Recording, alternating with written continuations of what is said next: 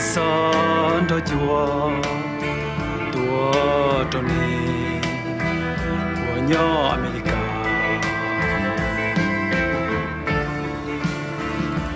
bề mông cho sĩ thao cho sĩ chế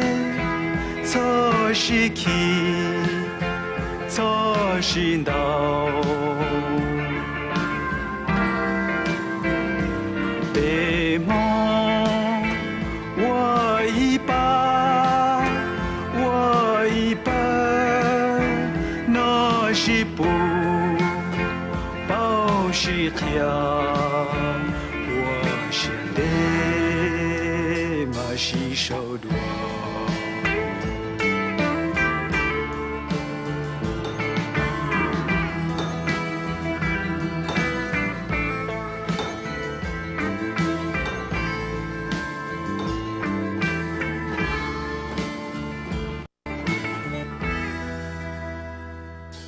nhớ rằng ý trọng cái tin hình trang xuất là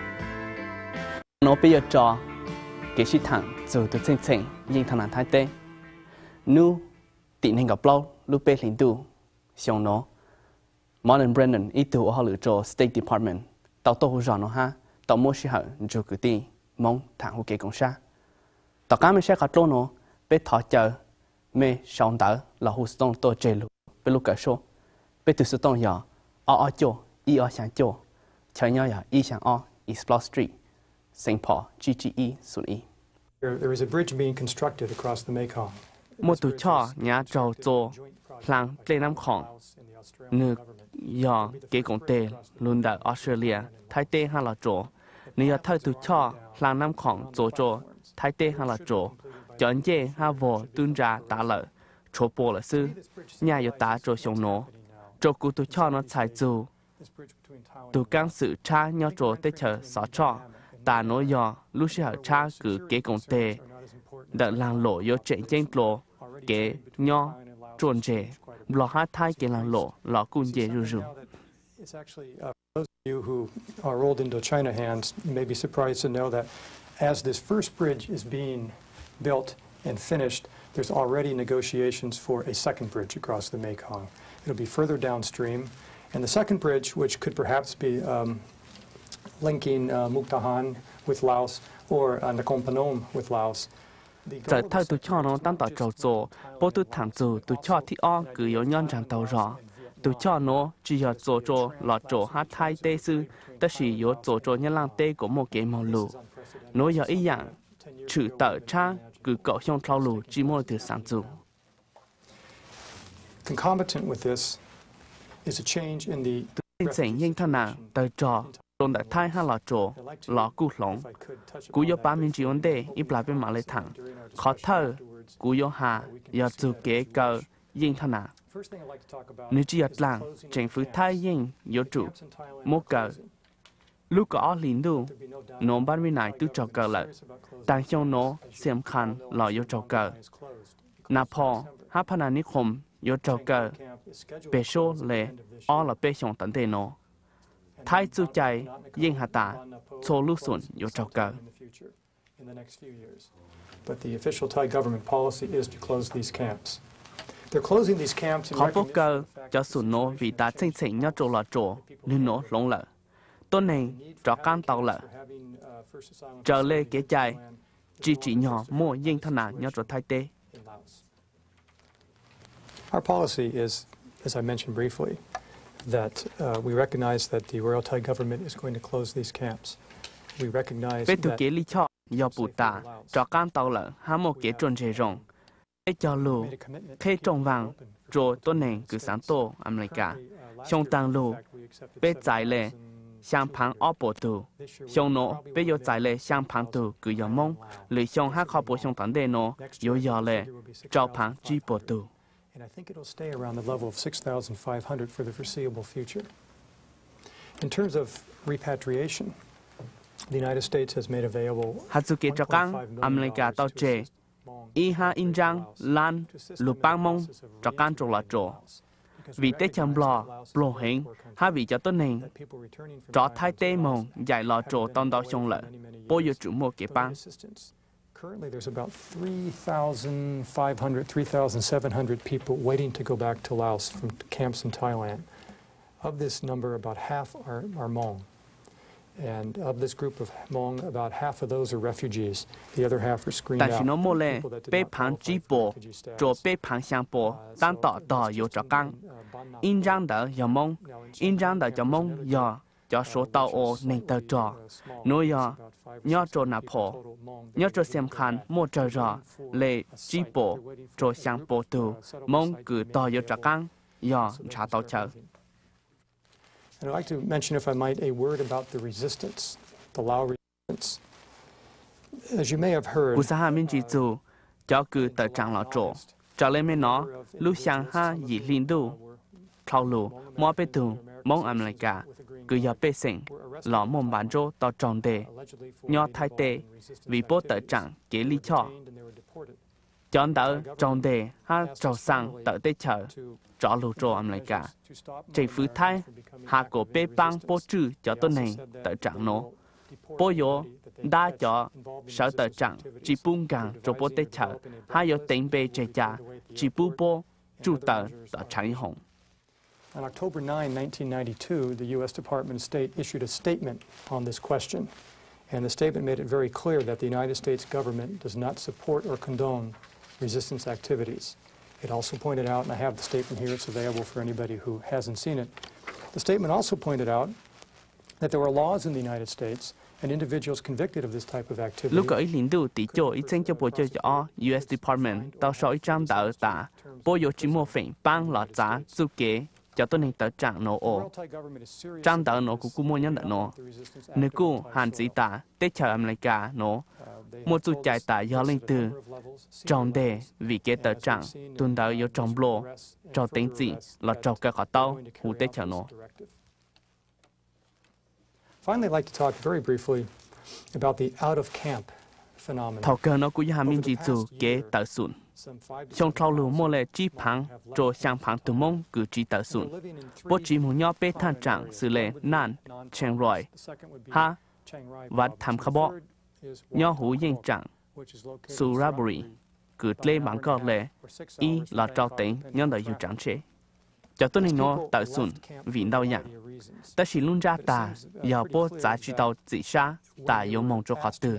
thọ trò nụ ta, yếu trả căn cho lọ trổ, lọ mong cho tế chạm lại cả. Trở lại cụ sai, bố giờ cho chỉ sáng tổ tế chạm lại cả. Cho khó giờ ta bố sáng tổ, bố cụ yếu mong cho tàu sụn phát nà ní khôm lạ. Cứ, bố trả yếu mong cho cán, tổ tế chạm nó. Vì lẽ nó, bố trả nhỏ, tỏ xây, cho căn bộ tàu trộm lọ tê, thảo bố bụ ta, một kế ta tu. Ta chỉ khó cứ biết sao dù, giờ ta cho cứ tờ sủ nó yếu bông bố chú chạy, cứ giờ nên thà nà tờ trò. Giờ lệ, kế, tờ sủ nó chỉ ấy chú học kế rộng. Cú lưu cho cứ ti cứ nhớ cho mẹ cả, hạ ta, giờ mấy một cứ ti nhớ cho thái tê, cứ chỉ tờ sụn, thó hù của bố trả căn lưu nhớ hù sụn. B2UNCR sai chỗ chỉ tàu, cho cứ chỉ tờ hù sụn. Cho cú, nó chạy tàu hạ tài giờ ý khó, nhô trốn đào tù, cứ giá trị xa cho bố luôn nền bế số. Bế sáng băng bố giá trị xa, giờ ta bố mô phỉnh tô tế chả nó, giờ yếu chung, bế cú yếu giải. Giờ bố sáng chó, trô là trô, bế cú yếu băng bố chó. But now they're in a very difficult situation where they have to decide. Nhớ mấy bán tàu bố giá trị xa, mấy gì mấy hạ. Vì ta thay yếu chỉ bù, cho tôi này nổ, nhớ sang rào sụn, lọ nhớ hù sụn mong ít xí. Bên nhớ trò lưu xẻo cha lợ. Cú sáng ta, mấy yếu bán tàu, trò phỉnh nổ. Ở trong đó, nhớ mấy mô lưu nụ chỉ cú rong xa yếu tế.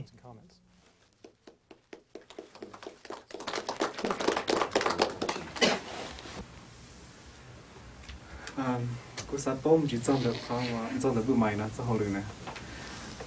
dùng một đi chặt tiền lương tiêu tụt xa cái vì đó khó để cho cái tim không nhau tới chiều mấy cả nó tụt chỉ tụt tao đi chặt lắm mà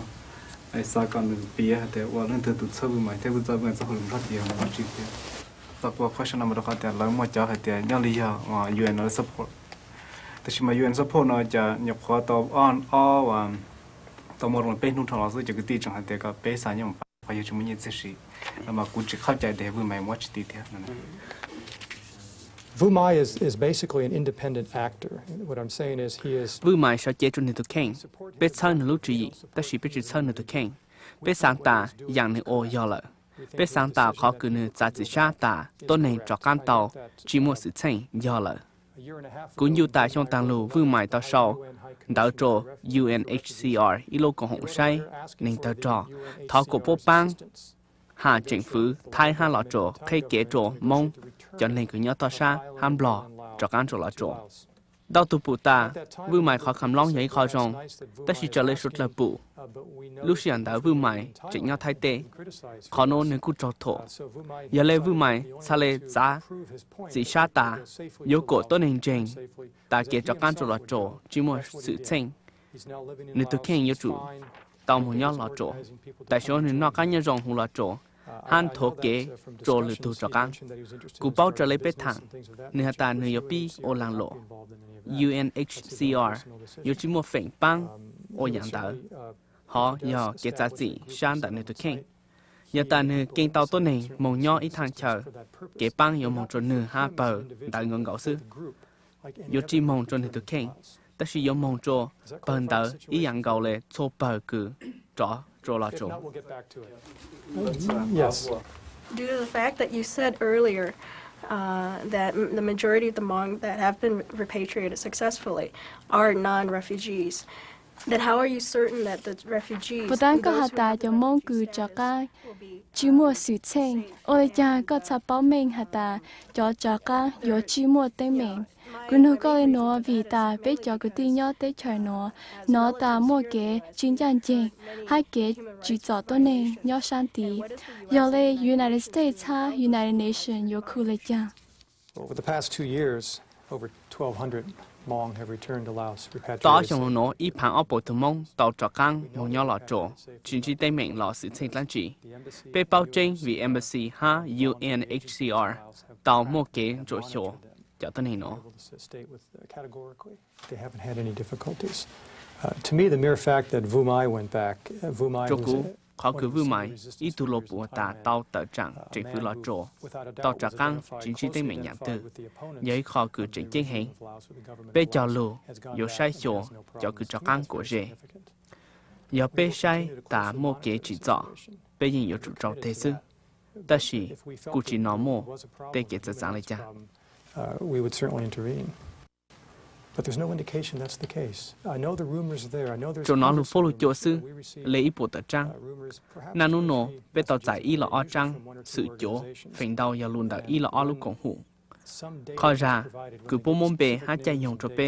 bé cũng một chơi số lu sĩ hở chỉ bộ tan chỉ lệ nếu chưa giờ lu follow cho sư cú giờ đi Charlie phòng ở hồ lử ta chân nên bớt xếp bồn rưỡi nhau East Metro ở sân phố nào vì lý cha chỉ có bắt theo lào cho qua cỏ mua nên thọ nã nó thế cho trở tờ trả bắt theo lào rồi trong đời tên mình thọ nã ok là bộ chia phèn xí sâu xe mùi dù cho nên thọ nã tổ út tổ nó đi đúc quốc cả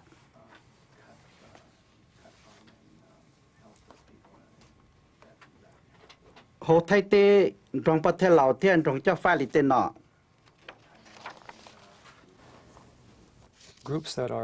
cho băng bào cứ yếu lòng kế chư phụ hủ lọt trổ luôn đợi kế xin đạo sĩ tổ yếu yên chỉ tàu trả phỏ yếu lòng chỉ tàu được xây chạy nó khó yếu tàu mà tôi nên yếu chủ tàu trả căng hạ ô hao lử sang hủ tàu tổ lọt trổ chỉ ấy lưu tết chờ nà nu nhau khó u nếu nó bảo rù lại phèn đau dọn đợi kế lăng lộ trở lên số trời bù lù chỉ hà lọ trổ sư ta chỉ lũ tết chở thông khăn tu do cái lăng lộ lông mong rong lại trên đế cái chữ phụ do bảo chậu tôi dạng nó do dạng bê sai do chữ sĩ hủ lọ trổ cũng có hù cổ tê băng bờ cho khăn trổ lọ trổ nhà yếu chỉ mua si hở cứ mê yếu dù chính phủ lọ trổ cho lù dù cái lông lọ chứ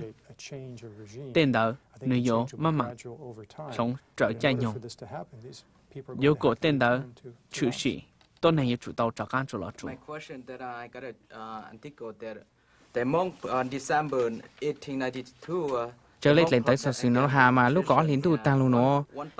bé mong tàu sau lúa kê lục bắt thon số kế sàn cho tên hình trạc ca mua lệ ít hàng từ tu trò thay ha nhiều ngàn tàu dùa của bé cho mong trò ca có sự kha xe còn nó bây giờ khai tranh là chùa lulu chiến tổng tổ chức bé ổn định kế bắt thon tàu pi lúc cộng hữu Lao for Human Rights Council tàu hữu bé xe bé dỗ lại chàng trò kiến gõ bằng gọn trò hữu ban nạp họ thảo bé một chỗ kiến gõ bằng gọn trò tu chỉ tàu pi bên trên ta tê ra lúc chú ý do mong đợi tê chờ nó mong hà ta môn tàu tù mong âm lại cả mong lulu hữu xuân cứ mua phỉnh trò kiến gõ bằng gọn trò đó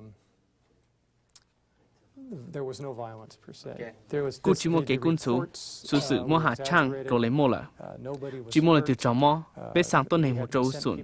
nếu cô chỉ mua tranh lại sự hạ nếu trò mua lại y bộ tờ từ chính sự y lên gan để pha thái chế chỉ mua lại từ gan trà phọ cái gọi băng còn rồ cô chỉ mua cái cho nhỏ ha tàng sai con rồng ta chỉ biết lúc sự tông rõ chỉ ra tù However, the phone calls didn't stop. 但是被他叫 refugee， 但是嘛叫被这吹叫人那我叫发呢，人的接待不了的太的我舍得不到了，他咋讲的天呢？故山东的。We've been concerned about the people who are living along the border. Some of the people living on the border, as you know, are trying to meld into Thai villages. They're trying to obtain a Thai ID and what have you. Others have joined resistance groupings along the border, I'm told. We're concerned about cho cứ nhau lại chế tê chọn sẽ dùng mà mạng trang luôn nhau hú thái sản hạ ổn đón đỡ ở thái bê sĩ tê cho cú yếu cộng tê dù cháu phá chọn đỡ cho bê chuột dù vì mỗi nụ từ bố cú yếu làng tô chỗ thái tê hạ tô chỗ tê chả nó bê tu cha lý cho hạ tà giờ cho tốt này nó làng tô chỗ thái chế tê ha cho kế tổ chức tổ phò tự trạng lọ chỗ bây giờ bang po mong cho phản ảnh khom vì kế cho căng rồi cho nó yếu nhô cho khó ta giờ có cho phò nu Wednesday ấy sáng cho căng lọ chỗ nu Thursday bây giờ chính tranh con giờ lên cho nó yếu rong lô giờ bố tôi để chăm lại cả b tư chính tổng cho nó chữ thay chủ tê tên mình nó là cún nó có hai trăm mà lulu kem có hai ta là tất mà cún nó mua sao cho nó ngọ nhớ đồ phai dao nữa hai tiền là tua rồi tới chờ mình cả tới nó bồi mua bút chép phá lăng ngọ giờ tua là mua bút chép bùa lăng ngọ giờ tua. There are about 13,500 people in tại sao nó China. mua lệ có bê phẳng chỉ bổ lên nhau hú sum xiên khăn nếu cú nhô cho bê so ta mua bị trở lên sáng hai chỉ sáng tổ trở lên thảo nhau ban viên này lưu ý liên túi sinh cho bố cho cháu bê tàu cũng tên chủ mông so cho tôi này xe bố sáng mông là sáng chó bê bù ta chỉ cho blog phỉnh bố sáng cho căng là chỗ inu từ blog cho cháu phỉnh bố sáng mong America inu từ nhớ chỗ xem khăn bê chỉ một kế son chỗ rong lên nó thảo cử bố cao lúc xuân đã nó lại rong lên nhà xong nó cho yếu tố America yếu trò sang một chỗ phản ảnh khom cho yếu trò mong chỗ là chỗ yếu trò sang một chỗ nạp họ bây giờ nó mong thà là tờ trò nhau tới chờ thay luôn nàyยังmột sầu cho họ từ do hai tiền là chỉ mua phần chùa mua tới chờ thi bê vì cho họ là mua được cam mò lò xì cá yên thiên là cho chỉ tàu tới chờ là chùa vì cho họ là mua phần chùa cho ít chín. In 1990, the United States passed a new Immigration and Nationality Act. This act provided for stricter measures on individuals who use drugs in terms for admission to the United States. trong ít sinh cho bộ cho cháu United States tàu trói sự chạy lý cho kế chỉ để chờ chạy ru cho họ yên họ chỗ giờ lên từ của yên của chỗ America yêu chỉ chạy ha bố yếu tôi chỉ tàu cho tới channel bố yếu chủ chạy yên chỗ lệ chỉ lưu trọng ổn định America mà lãng chạy giờ bố sao tàu lên từ của yên của chỗ tuần đạo yếu một chỉ tàu cho America để lệ chỉ trọng cho nó yêu trò sang trò là trò bé giải chỉ tàu bộ We can't take them. cú sắn không cho nữa ya ít tuần họ lựa cho họ nè thà tới cho nhau tới Nhật Thái mà cú sa bao giờ hai tiền ý lý cho họ mà xem món chữ là họ những họ chua là chỉ bút to là những món sa cho cá cho sủng nạp phò nó mà lấy cho một nhát trồng đá họ tới lấy thêm món sa một trong lò bỏ lò do hai tiền lấy cho mua bây giờ nên đâu uốn lao uốn lụa là uốn trà nhát đi Thái mà sa một trâu lúa sủng nạp phò sa một trâu nông sản họ sa một trâu sen kha sa trâu nạp phò mà dùng đi lấy mua bây giờ nên uốn lụa sư mà sa bao hai tiền thầu tư lấy thêm mua bây giờ nên sa một trong lò cho ai chỉ lấy chỉ bút to. I can't give you a date. I'd like to give you, I don't have that information. I can tell you how the process works, as I understand it. We spent a lot of time understanding this process because we received many requests from the United States about what happens, what's happening to these people. My answer will pertain not only to opium addicts, but to anyone who's screened out. When it is determined that you cannot be either because you don't qualify or because you have been cú mua screened chỉ tàu out, lúc chạy nhiều chỗ có ta chỉ cú khá tàu chú kế cử provides what they nhiều call chỗ a lấy chăng voluntary repatriation môn tàu tụ cứ tin application. nhau mấy cú nổ cú sáng bao xe yếu cho tên hình nó môn chỗ cả từ cú lu lu yếu chi hà chủ cho có những cổ trung gần gạo sư ta chỉ yếu tê tàn trò trò cho cứ trâu số tờ thảo có trâu số tờ là bố yếu mỗi lần đó chỗ có tê sang một chỗ chính phủ là chỗ thảo chính phủ là chỗ cho chạy chỗ có trả căng bố yếu khá than trạng có yếu một nhau tỏ căng đó có nhau tỏ bố cho chạy chỗ có trả căng bố tăng của hạt chủ kế cho căng dạng chịu phình cha cụ chạy khó nổ của mình nếu chạy ta lôi yếu chỉ yếu con chê chambers ta chỉ lôi yếu hạ mình ta mê chỉ yếu cho tới trò mê mong chỉ tàu trò America mê nhau chỉ tàu của Thái Tê tô chú kế bê số trò mê chế yếu cho can trò lọ trò sư UNHCR yếu bang chú học kiến đỡ thảo tư mà lấy cho can cụ nhân đỡ đào dạng I have not. I have this gentleman back here has been waiting for quite a while. Please, sir. I'm sorry. Yes, sir. Yes. But then, tàu hải tàu xuất thở thì tụi trai vô cơ cho sùn là Thái. Năm mà cũng sắp bảo thì nhớ là UN thì America thì người tàu hải lo thì America do tụi mua rau thì chỉ cho cha cho bên nhau mong là mà cũng sắp bảo thì America bỏ rong cho Thái tụi trai ở cơ sùn. Ideally, people in the camps would have a long period of time to decide their futures. But the Royal Thai ta cho tôi government nhau has sụn made a decision nếu một trái để lòng lụt to giá give trị xa sovereign state ta chỉ vì the Thái sovereign Tê right to giải lưu tê chờ một chữ how long trình individuals rồi nên là tù remain on their soil. bố một trái bố tôi này nhau There are chủ limits trị to từ what we can do hú in these bó thả án situations because bê chỉ mua the sovereign châu state, cán đào chủ they bó make hạ their chủ decisions, they tê khó determine nó who's ta going chỉ to bê dụ reside in their country. cộng tề xây But cổ again, we are tê working lên with nó them to try to make this mong chờ happen kiện gian in as gì humane a fashion as possible. Mr. Martin, I would like to ask you a last question. We have a letter from the State Department answering Representative Toby Roth and describing about the U.S. roles, what they're going to do and what they intentionally to do. But my question is that when Vietnam War broke out and the United States government cú sắm mua đành tớ nó cho là một bia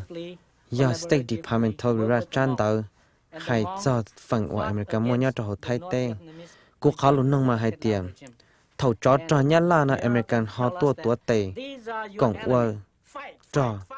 có mong trò lợi qua trò nhá trò nhá là cậu tê thiệp bắt theo Laos lỡ hay tiền cho nên nó này cho dân chua tua ta chỉ nói cho nên nó chừng giờ cho chú lúc tây lúc chờ ấy này họ hay tiền sao bây cho nên chắc ông tụi tây chấm lo chỉ một cái chỉ rõ cho lỡ nó thầu tư giờ tiền cho nên nó cho lỡ lui chỉ chơi là bởi tiền lỡ tự lỡ cho cả lỡ lưu xe hở nó mà theo lưu xe hở qua bây sao bây cho nên chắc cả. There's a historical context here, which is closely linked to the Vietnam War. Mỗi khó hồ lý sự cứ chính chế trô lệ chủ trò nhá là hai chủ trò nụ chín. Tỏ các anh sinh cho bộ sản chi cứ mua kế sở tờ trạng sĩ tổ. Giờ có mua tụ căng sự nó sai mình có sáng tạo kế sĩ tổ bộ yếu lòng tàu kế chư phụ hù lọ trổ. Cụ phụ tôi dặn gạo lấy có. Look at that. This past election in Laos, the population who go to vote, they didn't have a right to choose which candidate should be coming on the board. Họ chỉ ta lên nó cái sai cha nhất cho họ lọt chùa, bây giờ những chúng mà phần là một sai tụi nâng lấy nhẹ đi. Chẳng phim lo nó tiếng mua, choว่าnâng cái sai cha nó sâu ta, thiên là một tiếng môn đi cho họ lúc nan tới lời. Ai mà lấy cả bây giờ nó là một ca lúc nan tới nó cho muốn chờ cho họ lúc bác thế này, khó là những chuyện chân dừng. Cụ lo phụ tôi dặn gạo lấy có. Nếu cụ chỉ chờ chạy lệ kế nhau dư phèn lệ bộ tăng của hà lọ trổ chỉ tao giờ lưu tế chào dư phèn lệ của hà tăng lưu giờ mô kế làng lộ lông lợ kế chư phửi yếu trụ lông trọng tất chỉ lúc chữ gì cứ có tao hà tô yếu cho con một chút có lúc họ pa chính phủ ít sinh cho bộ cho cháu bé giờ chính phủ ít sinh cho bộ sang cháu chi kế lý cho chỉ dùng là cú lợ tế cho nó chứ chỉ nhà cháu cú ta xin nó bốc lòng sát lòng trừ lợ tôi này cần là kêu nên họ nuôi họ chuyển chiến biểu chủ toàn dù cú cho hạ ta tôi này cho tàuอยู่chỉ một tay mình vì tông tại hạ ta tôi này cho tàu chỉ một tay mình bây giờ chỉ dụ tôi này tàu chưa kể từ vì bây giờ cho chư xuân luôn trả lù do chính phủ Thái do cho chư xuân bây giờ khá bây sành hạ ta xuân yêu cầu sự nhiệt diệp phình